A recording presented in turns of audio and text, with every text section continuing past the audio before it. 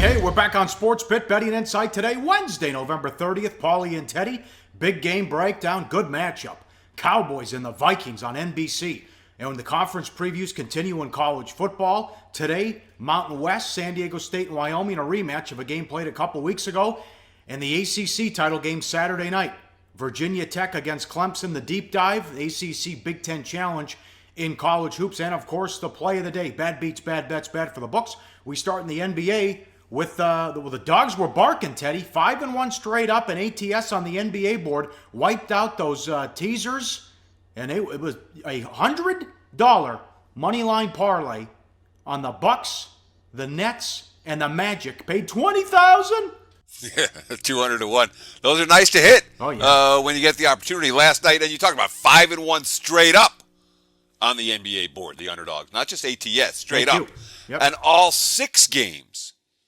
The winning team won against the spread by double digits. So nobody was sweating anything in the fourth quarter of any game when it came to sides. All the losing bets in the NBA last night, wrong side losers. All the winning bets, right side winners. What happened in that Charlotte game with the steam there in Detroit, with Detroit against Charlotte? I was surprised. I was reading a bunch of stuff about the Pistons were circling this game as a team that started out the season 1-8 ATS on the road, or 1-8 straight up on the road and ATS. And they were putting a lot of emphasis on this particular ball game, and yet the markets went the other way. Charlotte got steamed up from -2.5 to -3.5, and then Andre Drummond got tossed in the second quarter. So Hornet bettors should have felt good, but the Pistons got fired up after Drummond got knocked out. They turned the game into a rout without him, won the second half by 20. Bad bet if you had Charlotte, even though kind of a bad beat. You're supposed to win that game after Drummond gets tossed. Yeah, the Clippers were a bad bet. What happened here? No Blake Griffin because of rest, but they were off the worst loss of the season and the worst loss in a long, long time when they went to Indiana, scored 70 points and got whacked, and they came out. They blew a 16-point third quarter lead to the Nets. Yeah, I mean, every 5 games or so, the Nets three-point shooters go off, and that's what happened in the second half of this one, as the Nets rallied from behind to win in a wild overtime thriller. But nobody's winning any championships in November. Teams know that, and it's hard to maintain their intensity. And Doc Rivers has been talking about it. I think that's why Rivers went ballistic and got tossed in that ballgame. He's trying to get his team to find that level of intensity. They just don't have it right now. And blowing, as you mentioned, a double-digit lead on the highway against a team that isn't supposed to beat them. Yes, and money came in on the Cavs. They were bet up from 6.5 to 7.5. Milwaukee did whatever they wanted on offense. Cavs blown out on the road.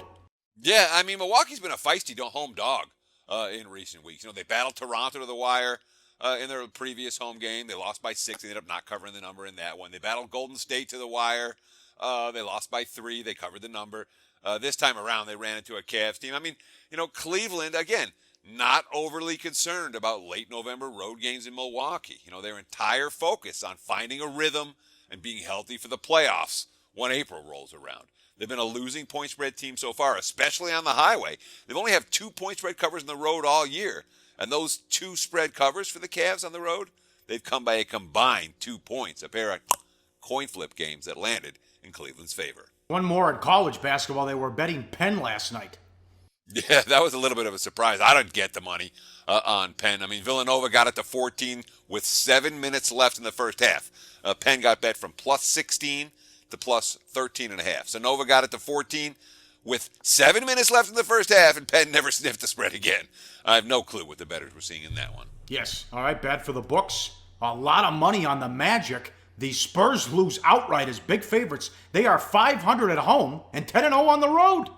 Yeah, 2-6 ATS at home. Remember, this was the best point spread home team in basketball last year, where they lose 1 home game all regular season. 4 home losses already, and the wise guys were all over it. Spurs opened 14.5 point chalk. They were bet down to -12.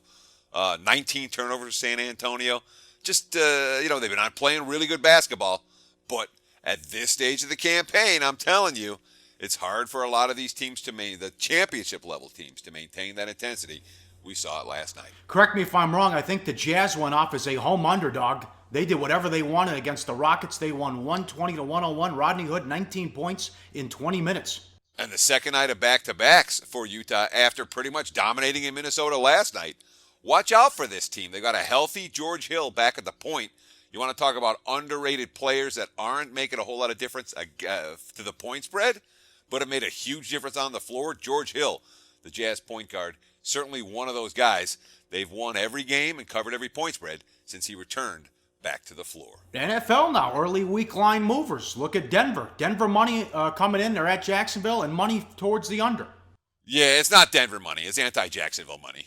The Broncos coming off the OT loss, -4 to -5 at Jacksonville. Total from 43, bet down to 41.5.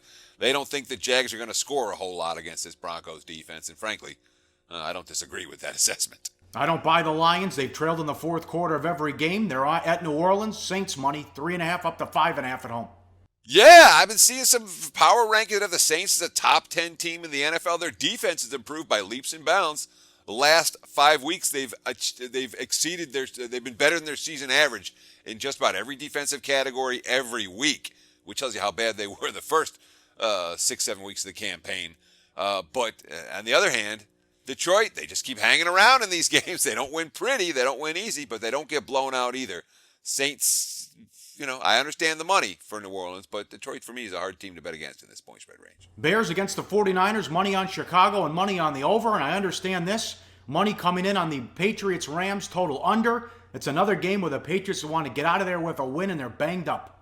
Sure, and without the two tight ends, New England's offense is definitely different. L.A. coming off a kind of an embarrassing, well, not kind of an embarrassing, a very embarrassing loss at New Orleans. You would expect somewhat of a better defensive showing here for L.A., and with the Rams' reputation for dirty play with their physical style, one would think that Belichick and company, all they want to do is win that game and get out of town. That Pats-Rams total already been bet down 1.5 points, and that's before we've even seen a decent weather forecast for the coming weekend. That one could go lower. A little money from Matt Barkley again. How about that? Yeah, I'm not surprised. Barkley looked good, and again, the Bears dropped more passes than any NFL team in the last 10 years last week. Had chances to win. The total makes a ton of sense. Two teams that are as banged up as can be defensively. Two squads that have nothing to play for, which means that you can expect them to just cut loose and chuck it around. If the weather's decent in Chicago, that 42.5 already up to 43.5, could go 44, 45. Who knows how high that one will go? I think the markets are seeing what we see on that one. That's a good point. When those bad teams get together, it's usually high scoring. I understand this. Steelers at home up to 6 against the Giants. Mike Lombardi, Fox Sports, great line, called the Giants a Ponzi scheme. You look at the numbers, they're dead last in rushing. Before the Cleveland game, they only outscored their opponents by 4 on the season. They're like 28th in turnover differential. Somehow they're 8-3. You figure it out. It's easy to figure out. Number one, they've had a schedule that works in their favor all season. Number two, and it really has, the Giants' schedule has been very, very beneficial. In terms of the right teams at the right times and a relatively weak slate of opponents. But number two, they've got a quarterback and receivers that can win games. It's not about stats for the Giants. And the fact that they've accomplished this with that negative turnover differential, with that lousy running game, almost reminds me of when the Colts won the won the Super Bowl, the year where they were ranked number 32 in the regular season in run defense. And everyone was like, oh, you can't win the Super Bowl when you're number 32 in the regular season in run defense. And what happened? The run defense was better down the stretch. They got healthier down the stretch. They were healthy for the postseason, and yet everyone's looking at these stats that were compiled weeks and months ago that didn't really matter. The Giants are live, but that being said, I'm not surprised that we've seen Pittsburgh money. The Steelers, definitely a team that the markets have a lot of support for. One more thing, and we previewed the Pac-12 game the other day on the show. Washington's 4 in the committee rankings. Michigan's right behind them at 5th. And they said it's razor thin, and they spent 2 hours deciding between Washington and Michigan. Back to your point, Washington needs to win and be impressive Friday night. Maybe, maybe not. That being said, I'm not stepping in front of the Huskies on Friday night.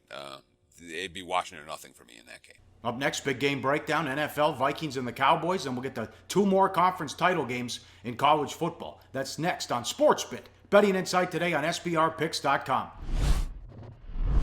Go to SBRodds.com. Browse, compare, and shop live odds available at top online sportsbooks.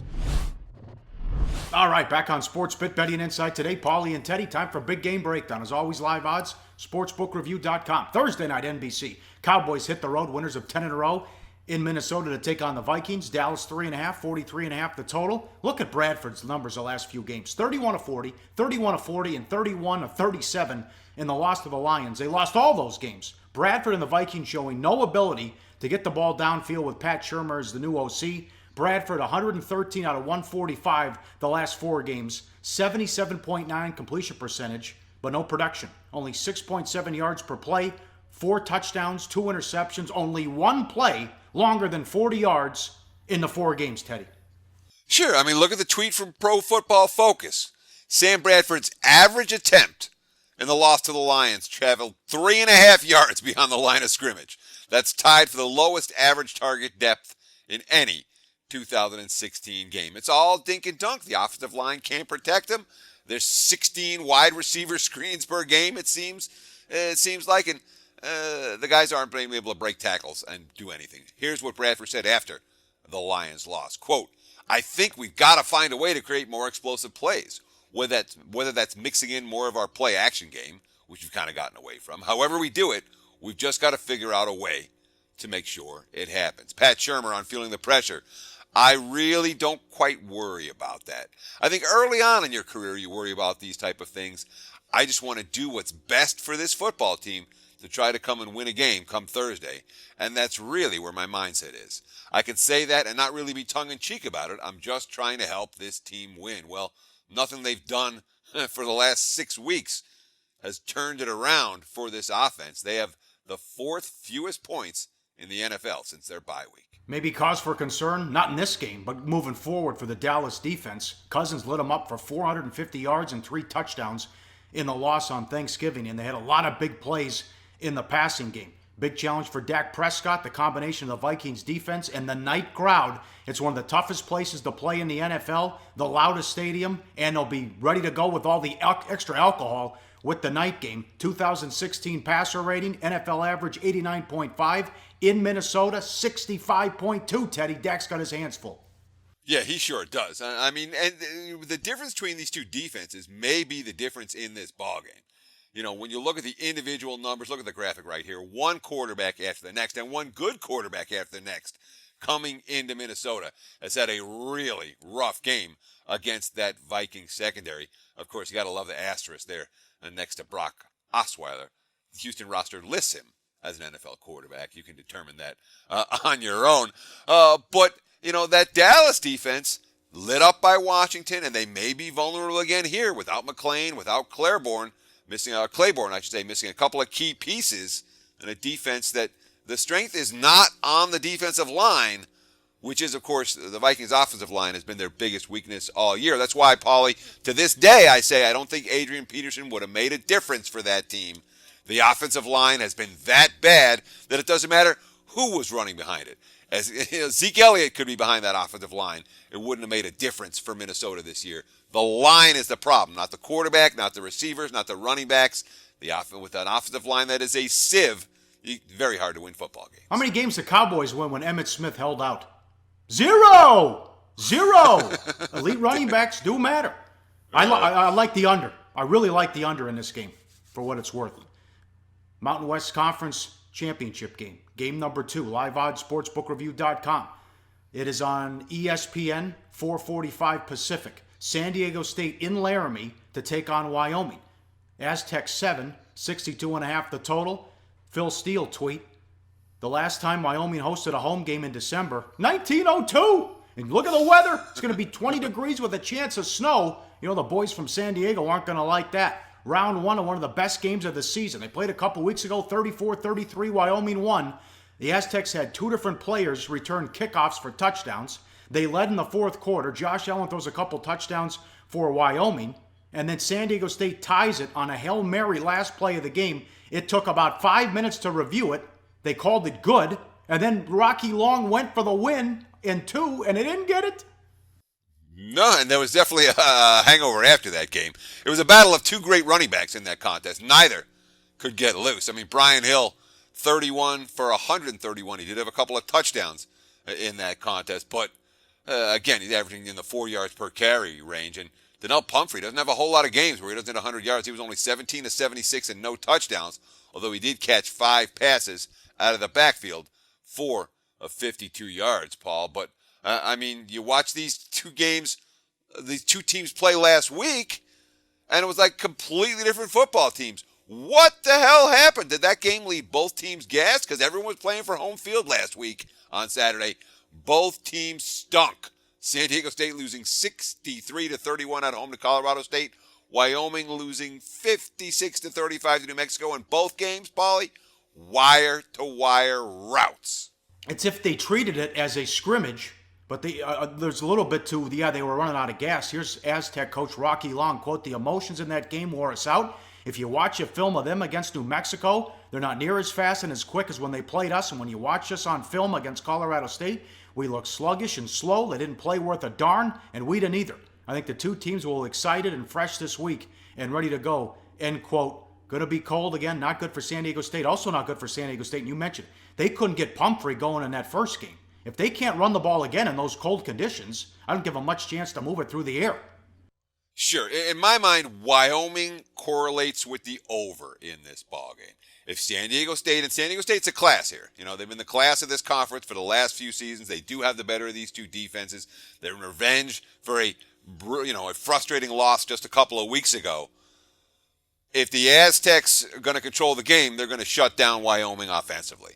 If Wyoming's hanging here, they got to be scoring points. I don't know if they can shut down San Diego State again. So the correlation for me, Wyoming for over. I don't know if I get to the window with either one. All right, last game, liveoddsportsbookreview.com. ACC title game, Saturday night, ABC, 5 o'clock Pacific. It's simple for Clemson. Win and they're in. This game's in Orlando. They moved it. Clemson's laying 10, 58 the total against Virginia Tech. Good job by the Hokies. 9-3, picked by the media to finish 4th. And here they are in the title game. But 1-29 all time against top 5 teams. Remember Tennessee earlier this year. There's so many. I mean, that's the thing with Virginia Tech. When I'm like, I kind of, my gut says, if any of the contenders are going to get knocked off, Clemson might be the one to do it. You know, be the team that comes up a little bit flat or doesn't play their best. And then I start thinking of all the eggs Virginia Tech laid this year. You know, Tennessee, they got off to that great start. They got blown out the rest of the way. The Syracuse game, they never showed up. The Georgia Tech game, they never showed up. The Duke game, they couldn't get away from the Blue Devils. All of those games where they lost against the spread by double digits. But they did come out like a freight train the last couple of weeks, Pauly. That rally from behind versus Notre Dame, and then the beatdown of Virginia last week. And this is a squad that was good enough to beat up Miami. It was good enough to win at North Carolina in blowout fashion. They're good enough to win at Pitt. I just worry about this level of speed and this level of physicality because Clemson, they're probably the most SEC-like of the ACC teams. And we saw what happened when Virginia Tech played an SEC team, the Tennessee Volunteers. Once the Vols got going, Virginia Tech really had no chance in that game. Yep, I'll agree with all that. Turnovers are going to be the key to this game. And Deshaun Watson might be the most important player the rest of the way. 34 touchdowns, 3,600 passing yards. But Clemson, the big bugaboo, 23 turnovers. And that was the problem when they almost lost at home to NC State. And a big problem when they got beat by Pitt. They got to take care of the ball.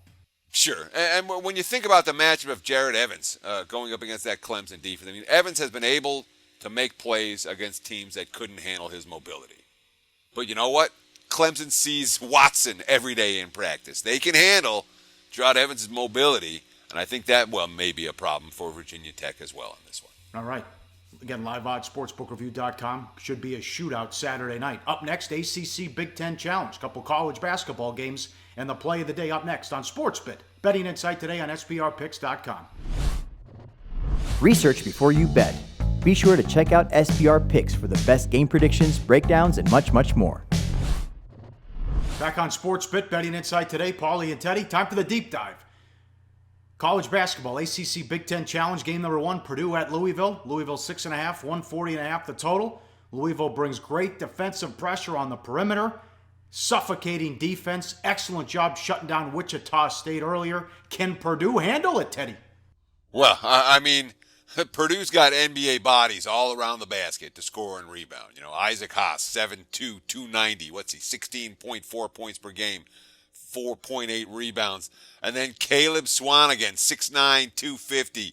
He's averaging just shy of 19 points per game and 12 rebounds. So, if Purdue can get deal with the pressure on the perimeter and get the ball into the paint. They got guys that can clean up and guys that can hit shots around the glass. Yeah, Cardinals already with 47 steals. Donovan Mitchell leading with 18. Mitchell also the leading scorer, but only at 13 points per game and 39.4 shooting percentage. One of his best defensive teams and one of his worst defensive teams must get points from the defense to be effective. And you mentioned those big guys. They can hurt. They're quick on defense, but Louisville's not big. No, they're not. It's a smaller Louisville team than we're used to seeing. And you talk about that. Their leading scorer, okay, Donovan Mitchell, he's averaging 13 points a game on 39.4% shooting. That's not what you want from your leading scorer. This may be Pitino's best defensive team, but it might be his worst offensive team. They've got to get points from the defense to be effective. Now, they're number 2 in the country in defensive efficiency so far. But you look at the matchups. Mangong Mathai gives up 4 inches and 70 pounds to Haas. Jalen Johnson, he's 6'9", but he gives up 20 pounds to Swanigan. So this one's going to come down to whether Purdue can get the ball into their guys, because Louisville's got such quick hands on the perimeter. Yeah. Game number 2, live odds, sportsbookreview.com. North Carolina at Indiana. Tar Heels 3, 163 the total. A rematch from the Sweet 16 in Philly last year. Crean decided to run. Bad move. Carolina was laying 5. They ran them out, 101-86. For what it's worth, I had a Tar Heel fan tell me this team is better than last year's team that went to the title game. It might be, but Tom Crean's team, you say, was a bad decision to run with North Carolina. It didn't work out for him last year, but this is what Indiana wants to do. They're at their best when they're running, when they're playing up-tempo, and now they got the fans behind them instead of in a neutral site. I would expect Crean to run and gun against here, even though they came up 15 points the wrong end of it in the Sweet 16 game that finished with 187 total points. Now, James Blackman, he's off to a big start for the Hoosiers. 20.5 points per game, 46.9% from three-point range, back to full health after tearing his ACL early last season. Of course, they got the sophomore, Thomas Bryant, 6'10", 255. He's averaging more than 13.5 points per game, 8.2 rebounds, and much more mature than when he had to take on North Carolina as a freshman. Roy Williams, a front court that's loaded again, rare experience levels. Kennedy Meeks, senior, 13 points per game, 10.7 rebounds. Senior Justin Jackson, 6'8", 200, 15 points per game, 4 boards. And Isaiah Hicks, 6'9", 235, averaging 14 and 5. They controlled the boards against Wisconsin, and the Badgers couldn't get any offensive rebounds in that meeting last week when the Tar Heels ran them out. Sure, and of course, with all of that size and experience in the low post, that gives Roy Williams the option to play with 2 natural point guards. You got 6'1" Nate Britt and 6'0" Joel Berry. He doesn't have to worry about size, so you got good ball handlers on the floor. You got a fast tempo in this one. Yeah, I think we'll get back to this game when it comes down to play of the daytime, Paul. It's play of the daytime right now. It's play of the daytime right now, yes. All right, winner Monday night with the Packers. We've been on a nice run. Let's keep it going. And, Teddy, what are we doing in this game? Let's go. Game number 569-570. Indiana and North Carolina over the total 163, the current number as we record. Tom Crean is a dog. How about this? Over 19-7 his last 26 tries. Tom Crean in non-conference. How about this? 21-8 to the over the last 29 tries. Both teams were in attack mode in the Sweet 16 last year. Both teams want the chance to run and being slowed down like most other opponents are going to try to do. Expect a shootout. Take the Tar Heels and the Hoosiers over 163. That's our play of the day. All right, very good there. It's been on a nice run. Tomorrow, we'll recap everything in the NBA. Bad beats, bad bets, bad for the books. And then it's SEC title game, Bedlam, Big 12 with Oklahoma, Oklahoma State, and Penn State, Wisconsin, Big 10 title game. NFL on Friday. We'll talk to you then on SportsBit. Betting Insight today on SBRPicks.com.